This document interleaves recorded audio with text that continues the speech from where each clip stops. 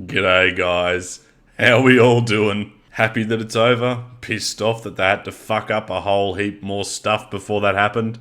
But if I can say anything about Paramount's Halo, is that it consistently delivers on that front. From payoffs that come from absolutely nowhere with no setup and meaning behind them at all, to inconsistencies within the show's own rules, to revealing once again that this show is just a generic carbon copy of any science fiction work that's come before it, and like clockwork, totally paying off any threat that the Covenant actually posed to our heroes. This episode had it all, and where do I even begin? Well, I think I might start with what I liked again. I liked the fact that this is the Silver timeline, and despite having repercussions for Halo as a franchise, doesn't actually poison the main timeline. I liked that Jimmy Ring's Master Chief's Long John Silver 117 is dead. Oh no, did I spoil the ending? Like anyone cares. And I really like that this episode demonstrates perfectly what I'm talking about in regards to inconsistency across the board. And I'm going to point out every single piece of it. We'll start off with something that's pissed off pretty much every hardcore Halo fan since episode 1.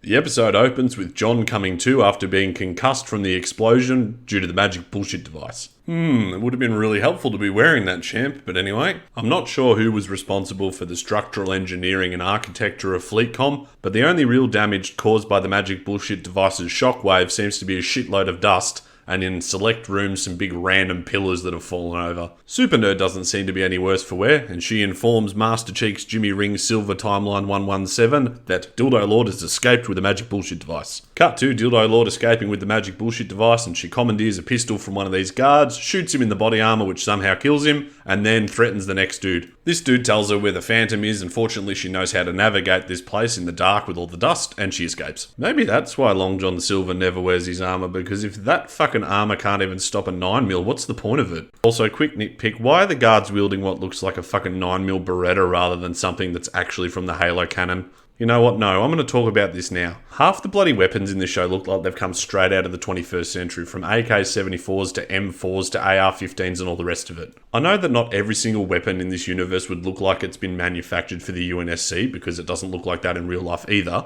but it really does look like the weapons team just fucking phoned this in and just grabbed a bunch of weapons and threw a bunch of attachments on them. If this was a cost-saving activity, they really fucked it up. They should have just reused all the fucking battle rifles that they had spare. But this episode has bigger problems. Moving along. While Dildo Lord is escaping, Long John Silver doubles back to the hangar only to find that Vanek has grabbed Not Kelly and is holding her hostage at gunpoint. Is this the same room from the opening?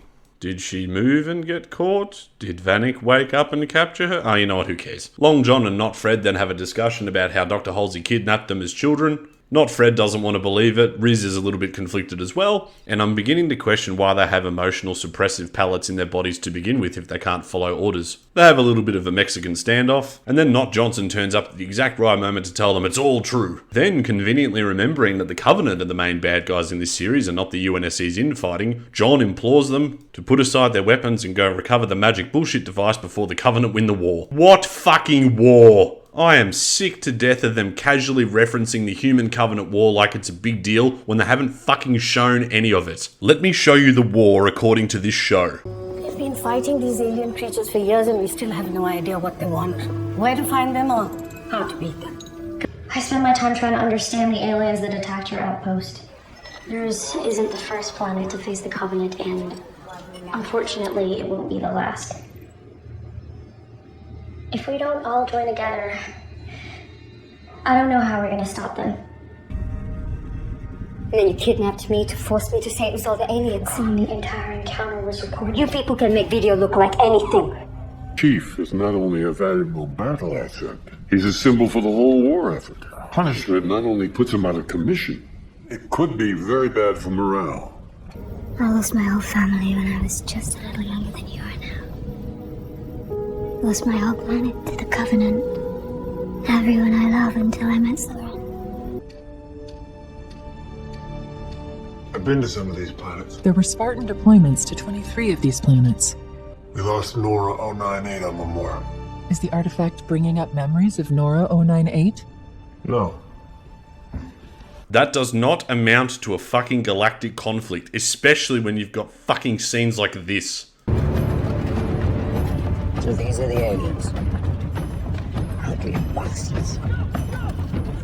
half a dozen offhanded references and 2 battles, one in episode 1 and another in episode 5, is not enough. Here's the Human Covenant War as depicted by Bungie in 343.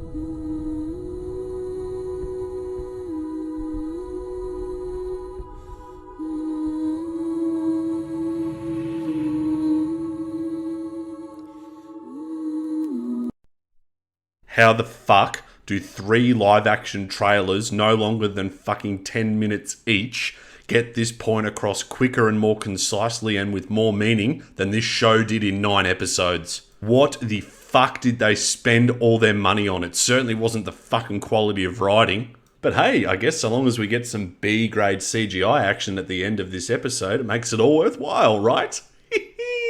Fuck me. Anyway, now that Not Blue Team is finally reunited, Not Callie decides that she wants to go stop Halsey rather than capturing the person that could bring an end to the war. Well, at least that's consistent with the rest of the show's writing. Cut to Mama Halsey and Creeper, and they're on board the ship with the UNSC outside telling them to stand down or they'll open fire. Not Halsey is still wanting to wait for the magic bullshit device, and she's wondering why no one got sample recordings of it, and then Creeper's like, no, we have to go, otherwise we're gonna die. I'm sure he has the ulterior motive of wanting to run away with her as well, but anyway. Despite the threats from the UNSC, no one opens fire as the ship takes off, but fortunately, Not Callie's there to use her Spartan sprint ability and then leaps onto the ship and takes it out with one shot to one engine. Oh my god, who approved the designs of this vessel? Apart from the absolute death trap of the decontamination in the science lab, it can get taken out with one shot to one engine? Isn't this thing meant to be a spacefaring vehicle? Like, why on earth would you ever fly on something like that if it's so flimsy? I just want to point out, guys, that this is the same vessel that survived the assault on Eridanus 2. And given that Not Callie took it out with one shot to one engine, it's bloody lucky that none of that plasma fire hit this thing. My god, do ships have plot armor in this show as well? Oh, I get it. It's because Long John has no need of this ship anymore. That's why it's able to be destroyed. Makes sense. Not Callie then gets inside and demands that Not Halsey say her name. Kate, come to me, my darling. I'll scream your name to the moon. Not Halsey tries to placate her and then Creeper smacks her in the back of the head. This ends about as well as you would expect it to do when you smack a Spartan in the back of the head that no longer has an emotional regulator. Ah, Creeper, you died as you lived, being absolutely fucking useless. Or perhaps not, because then Not Halsey takes this opportunity to teleport across the room in order to escape. Not Halsey gets in a life pod to escape, and then Not Callie crashes the ship into the ground and explodes. Insert the Marvel hero pose. With her little vendetta parked for now against her adopted mother, not Kelly rejoins not Blue Team. So our heroes are stumped, Halsey's escaped, and Dildo Lord's got away with the magic bullshit device. Our heroes have absolutely no idea where she's gone and what to do next. Oh well, looks like it's game over. Oh wait, fortunately Cortana is able to find the exact planet they were looking for. What has she been doing for the last 3 episodes? She has literally been bouncing around the Fleetcom network doing 2 parts of fuck all with all that processing power. Could she not have done this already? I'd actually be surprised now if the plot wasn't pushed forward by some bullshit contrivance. Anyway, then Margaret Parangoski, being an admiral, attempts to make a decision and she gets overruled by John. I'll send the Marines. Send 10,000 Marines, you lose 10,000 Marines. Silver Team can do it. Thus far, you have been the most inconsistent, non-compliant, problematic and insubordinate member of the UNSC full stop, let alone the Spartans. And in spite of all the evidence Margaret has in front of her, she actually agrees to this plan. She's going to send not Blue Team instead of 12 battalions of Marines. I don't normally like to jump forward in my reviews to the future, but 12 battalions of Marines would have come in handy in this situation. My favourite part about all this is how she's like, I know you're overly emotional right now, John, but you need to park it and get the job done. So she knows that she can't trust this person because she's seen it with her own eyes, but the script's telling her that she needs to trust Jimmy Rings to get the job done. This is exactly what I pointed out a few reviews ago, where it's like everyone in the show sees John as the dude from the canon, except the reality of the situation is he is incompetent, insubordinate, and overly emotional, and is not the John from the canon. Parangoski can see that in this situation, and yet she still agrees to send not Blue Team. Paramount, do you have any idea what sort of bipolar script you've generated? And it seems like Paramount's completely forgot about the ODSTs, who would be the perfect candidate for a mission like this. Imagine using a little bit of common sense in this scenario, because it could potentially end the war, sending a couple of battalions of ODSTs, for example, to supplement the Spartans' incursion. Seriously, I can't get over just how incompetent this decision is. Margaret Parangoski is the senior admiral in the UNSC right now because fuck knows where Lord Hood is. This is the first opportunity to take the fight to the Covenant in their own space and potentially stop the war. There is so much riding on this mission that it's not even funny. And yet all she's going to send is one condor of Spartans, one of which has proven throughout the last 9 episodes that he's absolutely incompetent and inconsistent. Literally to the point of not following orders and letting the Covenant get their hands on the keystone in the first place. Don't just gloss over this, guys. This is absolutely stupid. This is a J.J. Abrams quick move on to the next set piece before anyone has time to think about it. Seriously, please have a good think about this. Remember what the Covenant did to the UNSC destroyer in episode 5? That was a UNSC destroyer with heavier armament and thicker armor than anything in the UNSC, more or less. And the Covenant took it out with Banshees. You're sending a Condor with 4 Spartans in it, which basically falls apart in transit, hoping that you're going to arrive at the planet and there's going to be no Covenant anti-air or air-to-air threat? Really? 1 fuel rod to a Condor and it's game over. This mission is for the fate of humanity. But given that the show hasn't really demonstrated the consequences of losing a fight to the Covenant, I guess it doesn't matter. Anyway, not Blue Team suit up, get on board the Condor, and then not Keys turns up to apologise to Long John Silver for being a bad not father, commander, boss. I don't know what he's apologising for. The gist of it is that he hopes that John's not going to fucking cave his head in. Long John tells him that there's going to be a reckoning, but that day is not today, good sir. Well, at least the inconsistency of writing extends to Long John's feelings towards his commanders. Because if you were not Halsey, mate, he would be thinking rather differently about you. Speaking of not Halsey, cut to the shittest episode of Space Cops you've ever seen. Viewer discretion is advised.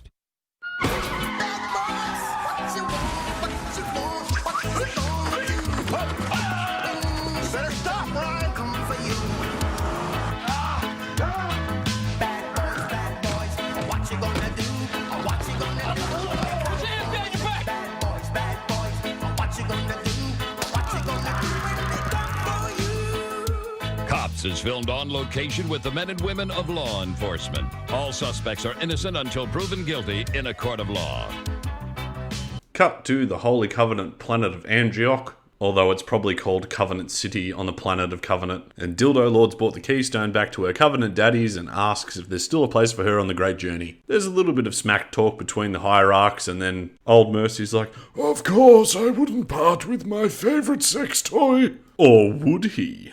Back to the Condor en route to Covenant Planet and the City of Covenant, and the Spartans, despite being Special Forces soldiers, haven't strapped down any of their shit, so when they hit turbulence it goes everywhere. Also, as the ship starts falling apart around them, none of them decide to put their helmets on in case, I don't know, the hull gets breached and they get vented into space. The show then rips off that scene from Interstellar where they're going through the black hole and the camera's doing that weird jiggly thing. Do not stress, this is not the first, nor will it be the last thing that this show rips off from another sci-fi franchise. Also, I'm going to take a moment to point out that all the Spartans are acting the same way here. They're freaking out, they're overly emotional, and yet two of them still have emotional pellets attached. Actually, no, I'm going to call it worse than that. Not Fred, he's actually freaking out. He's sweating like a black on trial. Sorry. Frog on a hot tin roof, and Long John is the picture of concentration and control. Show, you've got this fucking back to front. One of them should be really calm, cool and collected because he's got his emotional regulator still attached, and the other one, who has removed his emotional palette, should be freaking out right now. But hey, whatever serves the script, I guess. So of course Long John Silver successfully pilots through the space maelstrom and emerges into Covenant space. Geez, it's bloody fortunate that there's no Covenant fleet here patrolling arguably one of the most important and significant spaces in Covenant-controlled territory. That is very convenient for our heroes. If there was even one frigate here, they would be absolutely fucked. Good thing we didn't go with the plan of sending multiple battalions and then a fleet with support vessels. What a waste of time and money that would have been. Then they could have just reconned the planet by force and taken whatever it is that they wanted. Anyway, then the Spartans decide to drop into the situation. I know it's well documented that the showrunners said they didn't look at the games, but this scene has Halo 5 written all over it. If you're going to throw an homage to the games, why would you pick Halo 5? But this will not be the last reference to Halo 5, my friends. Not Blue Team land and then start taking out a couple of Ungloy while they sleep, and there's some more shitty Paramount humour thrown in there. If the writers had read Contact Harvest and Halo the Flood, they would show a little bit more respect to those noble creatures. Oh shit, I almost forgot. Before they drop, there's a scene where Not Halsey's been taken into custody and she's being debriefed on the outcome of her tribunal by Super Nerd, because it appears now that Super Nerd is a member of the Judge Advocate General. Fuck me, there really is nothing she can't do. She's an expert on the alien language and alien technology. She's good in a fight. She has tremendous people skills. She's an expert negotiator. She single-handedly advanced the Mjolnir project with shields. She's a medical doctor. And now she's an expert in military law. Hey boss, I know what you're thinking, but don't say it. She's a fucking Mary Sue, and I don't care who fucking wants to refute it. She absolutely is. She gets to have violent emotional swings whenever she wants, and everyone accepts it, and she has all the answers all the time. I cannot believe what they have done to Miranda Keyes' character. I know I've said it before, but I'll say it again. You've taken one of the most badass characters from the original Halo canon and turned her into a fucking super nerd Mary Sue. You do realise that you've taken someone who was perceived as a realistic and strong female protagonist and turned her into an OP super nerd. But anyway, in a total contradiction of her character from the first episode, Super Nerd relishes the fact that she's telling her mother, her own flesh and blood, who I'm sure at some point in her life she loved, that she is Article 72. She looks her dead in the eye and stone cold says that the UNSC is going to kill her, without the slightest hint of mercy or empathy at all. What the fuck is this scene? Is this meant to be some sort of payoff? Because Paramount, you've once again fucked this up as well. Dr. Halsey was in no way responsible for Article 72ing Panda Bait, which, if we're recalling correctly, Super Nerd took great offence to. What's the point in saving humanity if we're gonna give up our own? How can you feel that way about a random stranger and then treat your own mother like this? There is not enough bad blood under the bridge to warrant this reaction. This is a payoff that is absolutely not earned, and it comes out of fucking nowhere. Hey Paramount, if this is your idea of what a strong female character looks like, you need to fucking realign yourself. This is what a fucking supervillain says to James Bond before they tie him to a chair. This isn't sympathetic, this isn't payback, this isn't karma, this isn't retribution, this is ridiculous. Oh yeah, and Not Johnson is watching from the room next door and he's wondering why he got so fat. Back to Covenant City on the planet of Covenant, and after taking out several sleeping Ungoi, Not Blue Team are getting ready to make their assault on the temple. Long John then comments that it's a bit odd that the Covenant don't have more security placed out. Oh my god. Is this the first time he's said something that's even remotely appropriate to being a UNSC soldier? Not Kelly then jumps up on Overwatch, perfectly silhouetting herself in a line of sight to the temple, and yet somehow misses the Ungoi that spots them later on. Fascinating. And so begins the first of many nitpicks of this scene. Let the games begin! This whole set looks like it was something from the 2000s. There are sets and special effects from Stargate SG-1 Season 1 that are better than this. Also, before they even dropped, did you notice that like John's weapon didn't even have a trigger on it? And that it more or less wobbled when not Fred gave it to him? Fuck, what's worse, a rubber prop without a trigger on it, or a CGI AR from the first episode? Put that in the comments, guys, let me know. Before we get into this proper, cut back to Reach, where Halsey's having an aneurysm. Oh good, the show's dumbness finally got to her as well. But wait. Look, tell me where she is. Where is she? Where is she? Calm down. Let them look after your mother. That's not my mother. What? Look how fucking clever we are. Alright, if this was a clone, when and where did Halsey have the time to initiate this? She was more or less grabbed the moment she got back from Meridianus 2 and placed under house arrest. Miranda Keyes then took control of her office, where I'm sure she would have found a spare clone. Cortana, having recently discovered her own humanity, would not have been complicit in this. Creeper, I imagine, would have also been watched closely during this whole time and has been with her the entire time. They take their opportunity to grab their gear from the apartment and head to the ship, and that is where they stay. There was no deviating to FleetCom to pick up a clone and then brief them in on the situation, especially given that the clone in the earlier episodes is acting more or less like a child. This is meant to be a haha, we're so smart moment, but it just raises so many questions. I actually like the idea of Halsey getting away because she used a flash clone to escape, but you need to make it believable. When, why, and how did she make this happen? I've got no faith at all that this is genuine. This is just something the fucking writers plucked out of their ass because they didn't want to have Halsey killed off at the end of the season. It could have been a really cool moment, but this just feels cheap.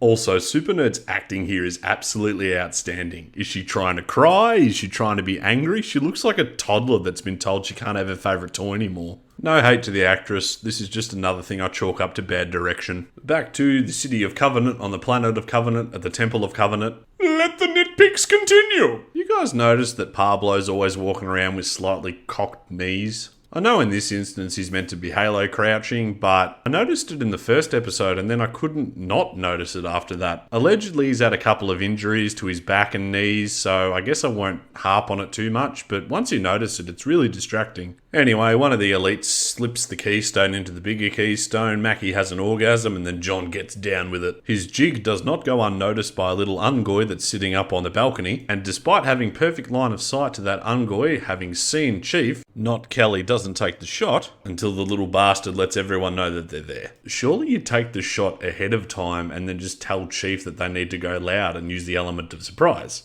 Anyway, now they're on the back foot and the fight gets started. Spartan Fox then taps Chief on the shoulder and he comes back around and they take cover. Not Kelly then takes an opportunity to take out a bunch of zealots who for some reason don't have shields. What do you fucking mean the honor guards and elite zealots do not have shields? These dudes are literally the close protection for the most important personnel in the Covenant. No expense is spared giving these protectors what they need to protect the Hierarchs. And yet Not Kelly drops them with a single shot.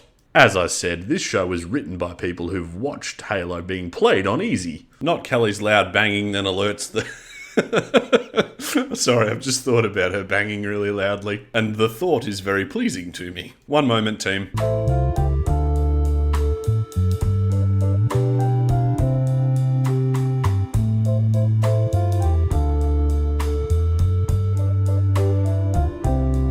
Not Kelly's shots then alert the rest of the Covenant elites loitering in the mountain below that it's time to get with it. Where have I seen this shot before?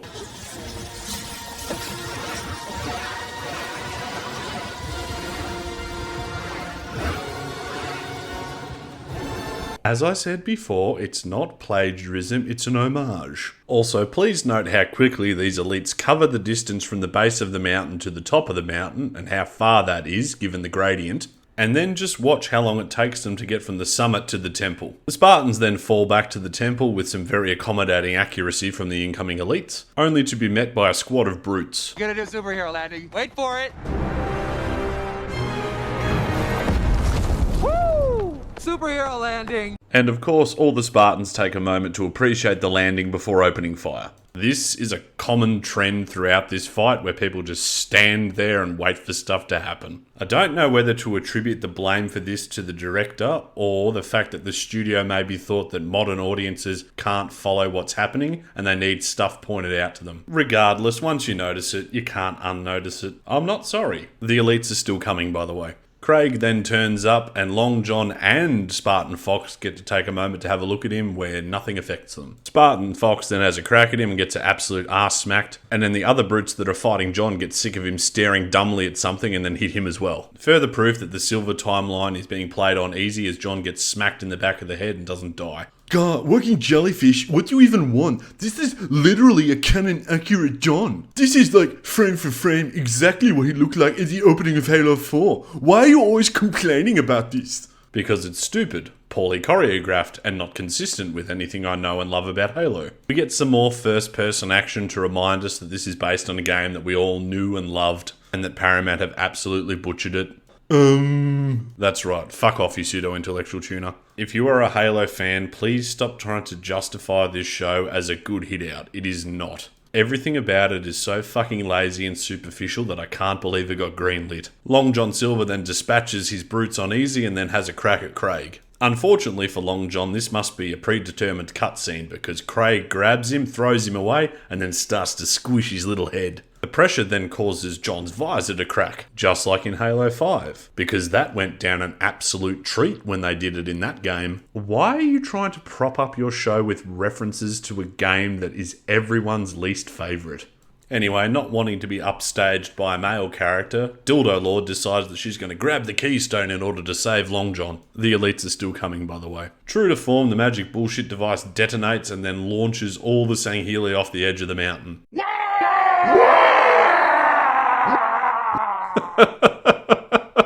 This has to be one of the dumbest things I've ever seen. The elites are 7 to 8 feet tall. They weigh anywhere from 307 to 398 pounds. In the show, they are capable of flipping cars. They are all wearing some sort of armor which would undoubtedly weigh them down further. The Spartans across the board are smaller and weigh less than these elites. And yet, none of them get blown off the face of the mountain, and all the elites do. Further proof that the magic bullshit device is a magic bullshit device. That sole purpose is to enable the plot to move forward, no matter how contrived. In so touching the magic bullshit device and knocking all the elites to kingdom fuck, Dildo Lord skywrites a map in the sky to the Halo array, and everyone stops to look at it. Yep, everybody. The prophets, the Spartans, the remaining Sangheli, the brutes, everybody. Not one being on this mountaintop remembers that they're in a fight for their lives and are waging a war against one another. And in one of the few consistencies remaining within the show, Dildo Lord and John get teleported to the ring, or somewhere. Is it the ring between rings? While this is happening, the Sangheli get their shit together and start actually hitting the Spartans with their fire. The elites are still coming, by the way. Despite their best efforts to reach John, he's just Skype calling with his girlfriend and having the best time. Kai then throws away her weapon. Of course she fucking does. We get some more heads-up display action, and then this dude has the most powerful fucking plasma pistol in existence. Not Fred then gets knocked to kingdom fuck, and then Not Kelly realises that she can't possibly take them all on. You're right. Do it. In a moment that I'm sure has nothing to do with jealousy, Not Kelly shoots John's girlfriend. Rest in peace, Dildo Lord. We barely knew you. Spartan Fox then gets stuck by a plasma grenade. Not Kelly goes to assist her and she pushes her away. Okay, even on easy, if you have no shields and you get hit by a plasma grenade, you are fucked. In fact, if you get hit by a plasma grenade on any difficulty, you are fucked. This show is absolutely bullshit. The elites are still coming, by the way. Cortana then announces that Not Blue Team is down and they're completely surrounded. How very convenient. So the long and short of it is that Long John needs to make a choice. He can either save Blue Team and extract by one of the 3 routes identified by Cortana, Or he can attempt to take the magic bullshit device, knowing that if he grabs it, he runs the risk of slipping into a fucking coma again. He cannot, however, do both. He is not good enough. There's no way you can save the artifacts and the team. Then you do it.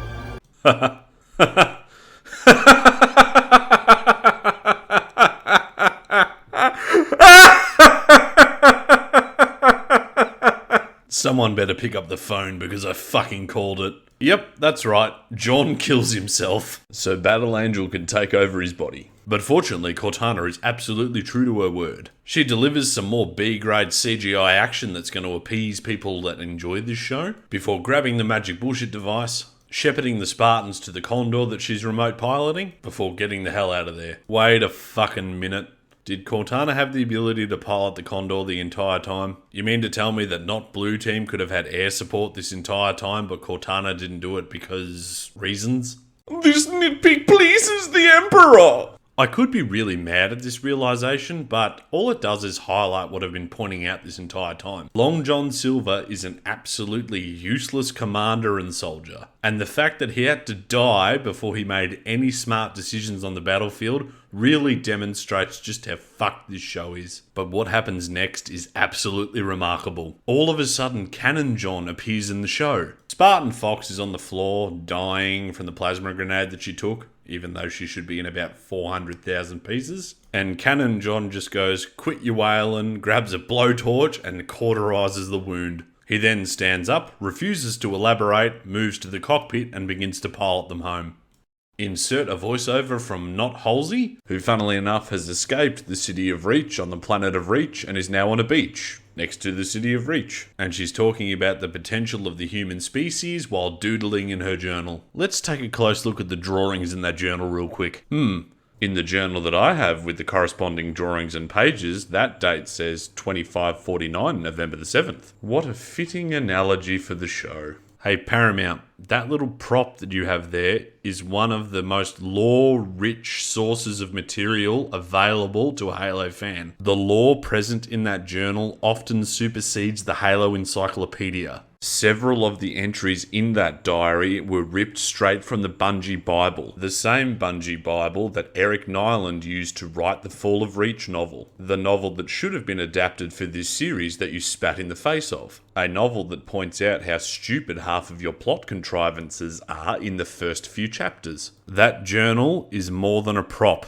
And as far as I'm concerned, if you put it in your show and are planning on using it to gain credibility, you are now open to be absolutely eviscerated by super nerds like me. The page that she's opened this to is not the correct date, does not correspond with the year 2552. But of course, none of that matters to Paramount. This prop is just there to look cool. Which perfectly sums up how I feel about the entire Halo show, actually. It's all superficial, it's all designed to look cool, but none of it has any substance, or meaning, or passion. The show comes to an end with Not Kelly looking at Chief and asking if that's John. He then looks at the camera, and then cut to black. Congratulations, Paramount Halo, you killed off Long John Silver, brought in Canon John right at the end of the season, and to prove it, he keeps his helmet on. What an absolute fucking mess. This show, from start to finish, is an absolute dumpster fire. It is a hodgepodge of bad ideas, poorly executed, homages to better works of science fiction that uses Halo's aesthetics as an uncanny meat skin. And to illustrate that point perfectly, we now have a walking corpse of Spartan 117 remote piloted by Cortana.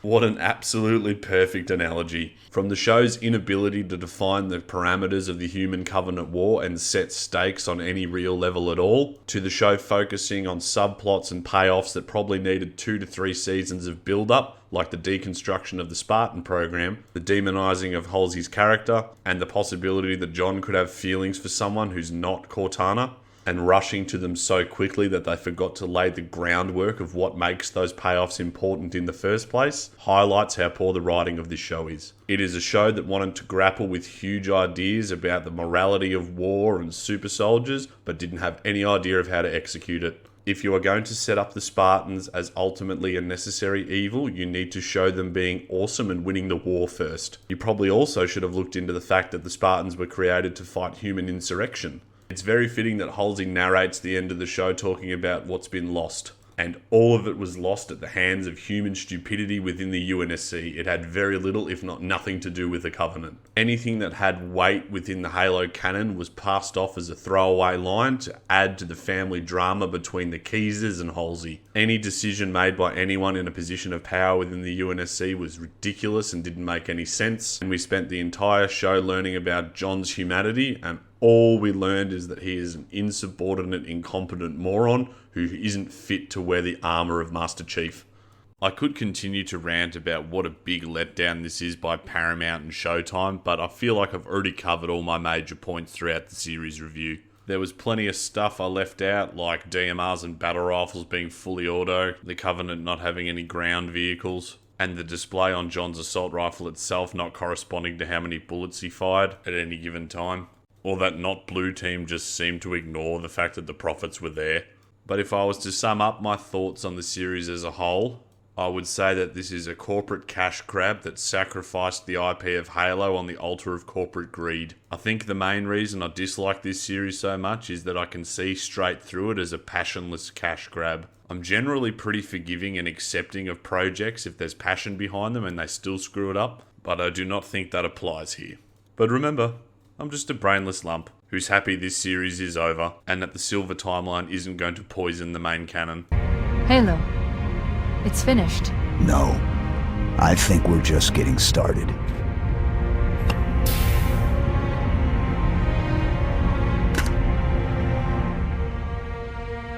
Hooroo.